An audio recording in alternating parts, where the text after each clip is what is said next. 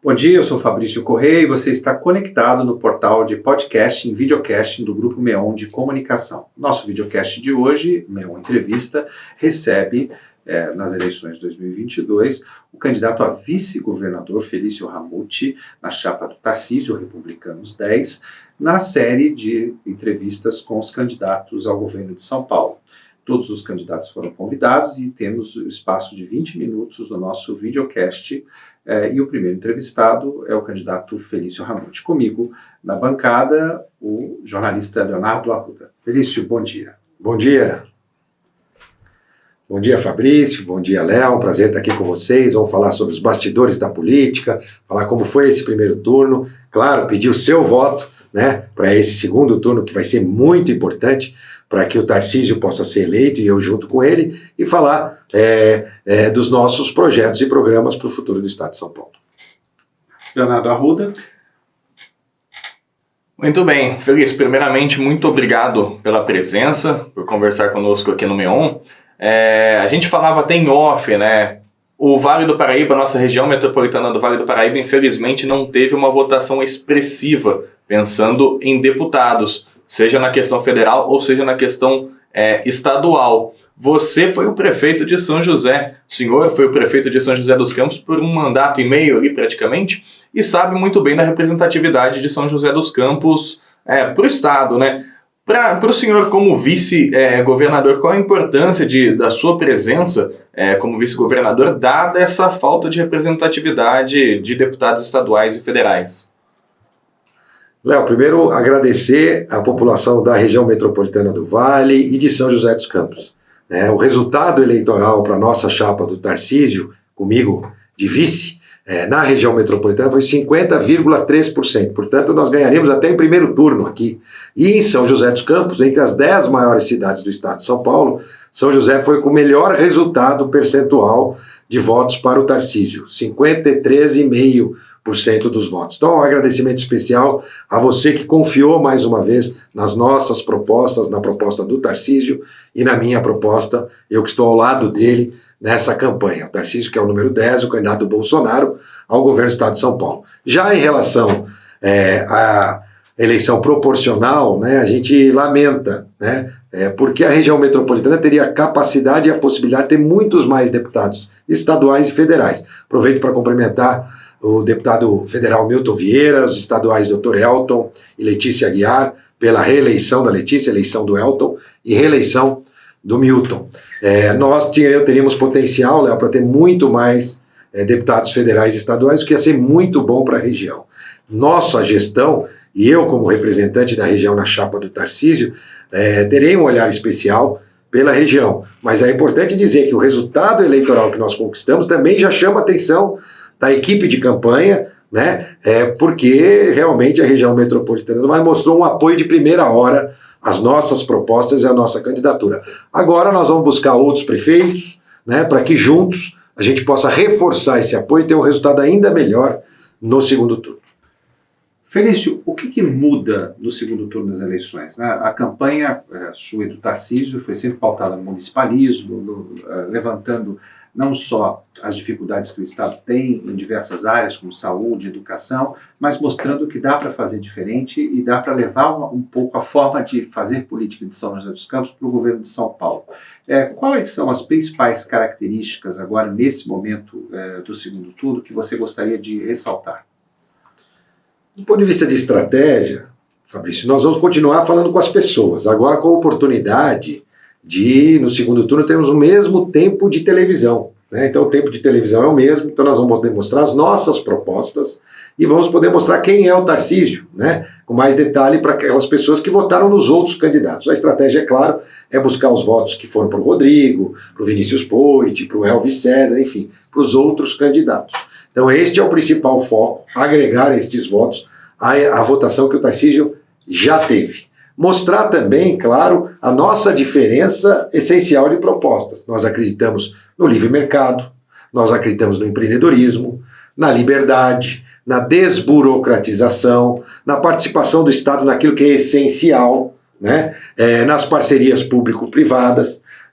Nós valorizamos as forças de segurança. Por outro lado, né? O governo do PT, ideologicamente, é contra as forças de segurança, prevê um Estado sempre maior, né? Um Estado inchado. Então, é a forma que eles têm de fazer gestão. Também nós vamos deixar isso claro. Quais são as nossas propostas e aproveitar a oportunidade também, claro, para mostrar que por onde o PT administrou no estado de São Paulo, seja em prefeituras pequenas ou médias, né, e grandes, aqui como é o caso de São José dos Campos, foi uma péssima gestão, né, ofereceu muito pouco em serviços para o cidadão, assim como na cidade de São Paulo, onde o próprio candidato administrou e fez a pior gestão da história do estado de São Paulo, isso medida pelo próprio Datafolha, ao lado de Celso Pitta, as duas piores gestões. Então nós vamos mostrar nossas propostas e mostrar que quando o PT teve a oportunidade no estado de São Paulo de cuidar das cidades, ele não fez bem feito.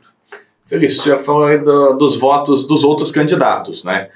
Mas eu até peguei os números aqui arredondados, né, para não falar besteira, são quase 8% dos votos no nosso estado nulos, 6% de votos brancos e 21,5% mais ou menos de abstenções. O senhor falou sobre a questão de propostas para brigar pelos votos desses outros candidatos, mas como tentar atrair mais esses 21,5% dos eleitores do estado que não preferiram não votar para que votem no segundo turno e eventualmente tragam mais votos para o Tarcísio? Bem observado, Léo. Também é vamos dizer, um grupo de pessoas que existe a possibilidade de trazê-los para perto, né? De fato, a gente tem que entender quais são os motivos, né, que as pessoas não foram votar. Às vezes é quase os mesmos de votar branco e nulo, né? Desacreditados com a política, aí acabam nem indo votar, ou alguma dificuldade que a pessoa tem, né, de deslocamento, enfim. Então é um número expressivo e isso pode também fazer toda a diferença, para um lado e para o outro. Por isso que não tem eleição ganha. A gente tem que ter a humildade de saber que agora é voto a voto, conquistar cada voto adicional para que a gente possa sair vencedor, né? Diferente do governo do PT a nível nacional, que fechou a Paulista para comemorar, né? Não existe nada disso aqui. Aqui é pé no chão, trabalho agora ao longo desses 30 dias para que a gente possa sair vitorioso no dia 30. O que a gente notou é que as pesquisas eleitorais, pelo menos no que tange ao estado de São Paulo, elas erraram de forma significativa. Você atribui isso à metodologia aplicada ou à decisão do eleitor de deixar para a última hora a sua opção pelo voto impulsionado pelo candidato a presidente? Eu acho que é um pouco dos dois. A metodologia aplicada, né, é uma metodologia de 25 anos. Eu não estou falando do grupo amostral, da amostra não, porque a amostra também tem discussões. Primeiro vamos lá, tentar explicar para você que está nos acompanhando. Existem os institutos de pesquisa que são vendidos, né, os que não fazem bem aquilo que se propõe a fazer, aqueles que são comprados por alguém.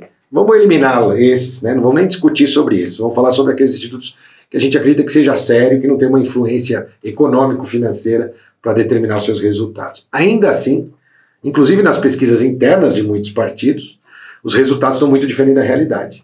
Isso mostra, de fato, que a dinâmica da decisão mudou. A metodologia é de 25 anos atrás.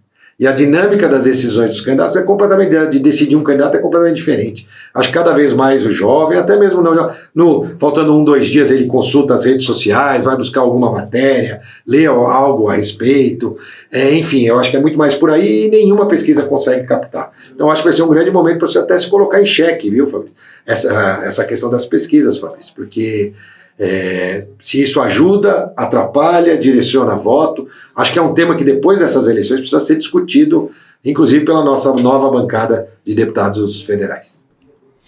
Felício, o senhor tem hoje como candidato a vice mais experiência do que o Tarcísio à frente de um cargo executivo. O senhor foi prefeito de São José, como eu mencionei, por um mandato e meio. O Tarcísio tem experiência política, mas não à frente de um cargo executivo. O que o senhor tenta passar para o Tarcísio nessa campanha sobre toques, sobre maneiras de falar, porque a gente sabe que até o Bolsonaro mesmo ontem confirmou numa entrevista que a gente está num ano que todas as eleições estão sendo decididas nos detalhes. São falas, coisas colocadas que fazem um candidato ganhar muitos votos ou perder muitos votos. O que o senhor tenta passar para o Tarcísio com essa experiência que o senhor tem à frente da Prefeitura de São José dos Campos? A primeira tentativa, que eu não fui bem sucedido, foi tentar fazer ele mudar para o Palmeiras, ser palmeirense, não consegui. Né? Então, mas é natural, é um processo de aprendizagem, ele tem consciência disso, ele é muito dedicado, estudioso, e tem consciência desse processo de aprendizagem, onde ele poderia ser melhor, ele se dedica muito, quando grava, seja comerciais ou até nas redes sociais, gosta de repetir, até ele se sentir satisfeito com aquilo que ele conseguiu produzir. Então, nesse aspecto, ele é muito dedicado. Então, a gente naturalmente conversa sobre alguns temas e ele naturalmente absorve. É claro que tem uma grande equipe, né? E aí a gente tem uma brincadeira que conseguimos passar para o segundo turno, mesmo tendo um marqueteiro argentino. Né? Então a gente brinca internamente. É uma equipe boa, o Pablo, que é o marqueteiro da campanha, né, ao lado do IPC, que tem uma grande experiência. Claro que isso parte muito mais deles, esse refinamento, mas acho que o próprio jeito de agir, a conversa com as pessoas é natural, como a gente tem esse convívio, alguma coisa de bom que ele vai vendo que possa ser utilizado, ele vai aproveitando e utilizando. Mas ele tem sido um aluno muito aplicado e muito dedicado para aprender com uma grande rapidez, porque tem uma capacidade acima da média de aprendizado, né? Também essa questão do mundo político. Agora, vamos também dizer, ele foi político porque aprovou muitas propostas, né, de mudanças no Congresso Nacional. Ele teve a oportunidade de mudar grandes marcos legais, marcos dos portos, da aviação, até do transporte metropolitano e de passageiros rodoviário. Então ele conseguiu, fez a maior licitação da história de uma concessão rodoviária do mundo no ano passado, que foi a Dutra, sem grandes problemas. Isso ele conseguiu levar esses projetos e negociar com o Congresso também de forma muito tranquila. Então tinha essa experiência de política com o Congresso, de lidar com deputados. Então isso, claro que é a primeira eleição que ele participa, cometeu, como todo mundo, ações que não foram as ideais, né, cometeu alguns deslizezinhos, mas nada que impactasse na votação. Eram sempre coisas que eu chamo de acessórias, e não o principal. Porque o principal é que ele é um candidato preparado, capaz, né, de cuidar do Estado de São Paulo, que está com muita vontade de fazer e com uma retidão ética e moral que o Estado precisa. Então é uma grande oportunidade do Estado de ter o Tarcísio governador e eu vou querer estar ao lado dele ajudando naquilo que for necessário. Felício, uma reclamação constante dos prefeitos é a falta de interlocução junto ao governo de São Paulo dos últimos 4 anos, né? Essa tendência de um governo mais municipalista está impresso na forma de administrar do Tarcísio e do Felício? Acho que foi um grande erro, né, do governo, foi justamente esse afastamento das cidades.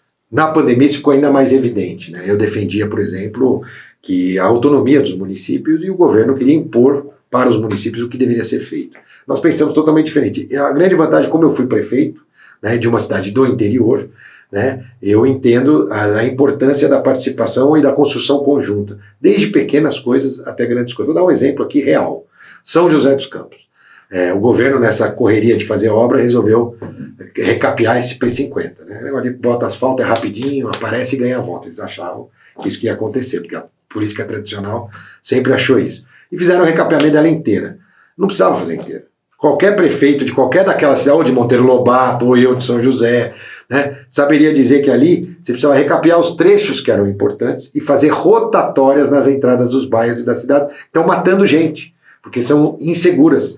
Com menos dinheiro, você fazia uma obra que teria um impacto muito melhor para a vida do cidadão. Quem sabe disso? O prefeito, claro, aquele prefeito que tem sensibilidade, porque tem prefeito tranqueiro aí, né, que se tranca lá no ar-condicionado do seu gabinete, está muito distante do que a cidade precisa. Mas, no geral, é o prefeito que tem essa sensibilidade para ajudar o Estado a investir bem os recursos. E o Estado que se acha dono da verdade vai no caminho contrário. Infelizmente, foi o que a gente viu do Rodrigo Garcia. Mas a gente já viu, né, que com o PSDB já deu, né, e o PT não dá. Felício, a gente mencionou que a expressividade da votação dos deputados da região não foi boa, mas aí já olhando no aspecto estadual e nacional, para a sua chapa que o senhor faz parte junto com o Tarcísio, foi muito boa, né? Vários deputados eleitos e o senador, o Marcos Pontes, também eleito. Isso aí pode ser um diferencial também, eu acredito, para a campanha do Tarcísio, tendo já um senador eleito no estado e também facilitando um possível governo da chapa que o senhor faz parte? Sem dúvida. O Marcos Pontes se colocou à disposição, está já na campanha não só do Tarcísio, como do Bolsonaro aqui, né, em São Paulo, uma votação expressiva, né, conquistou o coração do eleitor, que deu essa vitória que não estava prevista em lugar nenhum, né? Talvez também, para ele, uma grande surpresa, muito mais positiva do que ele imaginava. Trabalhou muito, a Cris eu conheço, né, a assessora dele, número 1, muito trabalhadora, trabalha muito, e eu tive o privilégio de conhecer o Marcos Pontes, antes mesmo dessas disputas eleitorais, como ministro, porque fui viajar com ele 2 vezes, Léo. Fui para Índia e fui para a China, ao lado dele, na comitiva do Marcos Pontes. O que eu vi foi um cara super acessível, simpático, simples, né? Venerado em todos esses lugares. Na Índia era o astronauta, lá mesmo na China, o astronauta, né? Então é muito bacana de ver uma pessoa como ele, né, que tem uma história de vida, conquistar esse importante cargo no país. Nós estamos terminando a nossa participação no videocast em Meon Entrevista e eu gostaria de deixar os 2 minutos para as considerações finais do candidato Felício Ramute. Bom, agradecer a vocês, né, mais uma vez pela confiança e o voto, e agora temos uma segunda etapa. A eleição praticamente começa de novo, né? Então nós pedimos que você, que nos deu a honra e a confiança do voto, convença mais gente, aqueles que acabaram optando pelos outros candidatos. Esse é o momento que você pode continuar nos ajudando.